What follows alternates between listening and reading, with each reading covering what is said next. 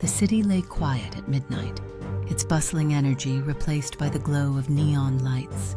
In a deserted warehouse, Jung Han adjusted an old radio transmitter. Once a brilliant engineer, now cast aside by society, he harbored a deep resentment, channeling his skills into creating instruments of destruction. 3 a.m., Central Theater Square, he murmured, setting the timer on a modified bomb. His gaze was steely, as though passing judgment on the world itself. At 1 a.m., the city police received an anonymous call. At 3 a.m., Central Square will witness a fiery spectacle.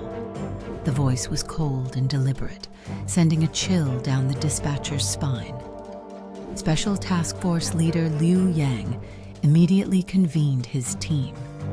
Time was short, but he recognized this was no prank. It was a calculated act of terror. Central Theater Square could be the target.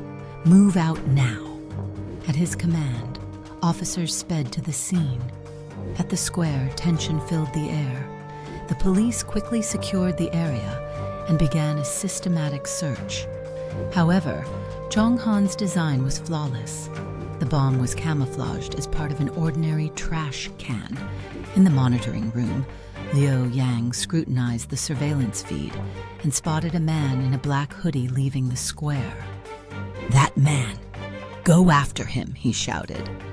Officers Chen Feng and Li Ming gave chase, but Jung Han anticipated this. He detonated a smoke bomb, vanishing into the alleys. At 3 a.m., the bomb inside the trash can began its countdown. Liu Yang finally spotted it, but it was too late. "Run! Evacuate!" he yelled, grabbing a child near the bomb and diving to the ground. An earth-shattering explosion tore through the square, shattering glass and engulfing the central statue in flames.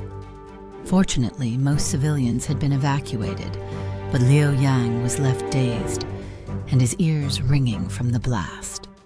Jung Han retreated to an abandoned factory on the city's outskirts, monitoring his masterpiece on hidden cameras. Yet his moment of triumph was short-lived, as Liu Yang's team quickly tracked him down. At 5 a.m., the Special Task Force surrounded the factory. But Jung Han was ready. He had turned the building into a deadly maze of explosives and tripwires. "3 teams, move in, watch your step," Liu Yang commanded as the officers cautiously advanced. As they neared the control room, a bomb suddenly detonated, engulfing the corridor in flames. "Fall back," Liu Yang ordered, but he charged ahead alone, knowing time was running out.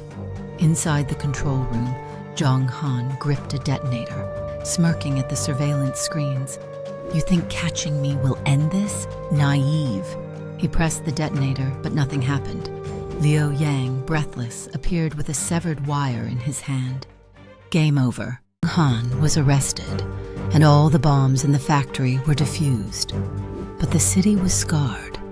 The ruins of the square stood as a stark reminder of a man's fury unleashed on society. Liu Yang gazed at the rubble, pondering aloud. Jung Han's actions were monstrous. But did society's indifference create this? In the distance, sunlight broke over the horizon, heralding a new day. People filled the streets once more, their routines uninterrupted, as if nothing had happened. But Liu Yang's heart remained heavy, knowing the shadows of destruction always linger just beneath the surface.